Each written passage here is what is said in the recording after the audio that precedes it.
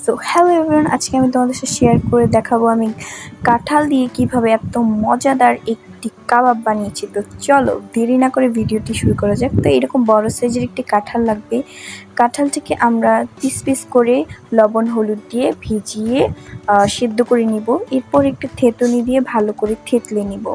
থেতলে সবগুলো একটি পাত্রে রেখে দিব। আমাদের প্রয়োজনীয় সামগ্রী লাগবে হলুদের গুঁড়া, মরিচের গুঁড়া, লবণ, জিরার গুঁড়া, ধনিয়ার গুঁড়া আর একটি ডিম, পেঁয়াজ কুচি, মরিচ কুচি, বেসন আর চালের গুঁড়া। আমি সবগুলোকে একসাথে মিশ্রণ করে নিব। আমরা ভালো করে মাখিয়ে নিতে হবে। আর হ্যাঁ, আমরা মাঝখানে আদা বাটা আর রসুন বাটাও দিয়ে নিয়েছিলাম। তো আম্মু আমাকে আজকে রান্নায় সাহায্য করেছিল। গাইস, তোমরাও যদি এরকম নতুন নতুন তাহলে আমার চ্যানেলটিকে সাবস্ক্রাইব করে দিবেন। আর ভিডিওটা যদি কোনো অংশ ভালো লাগে তাহলে একটি লাইক দিয়ে যাবেন। তো ভিডিওতে চলে আসি। তো আমি ভালো করে প্রেস করে গোল গোল করে চ্যাপটা করে আসলে একটা সাইজ নিছি।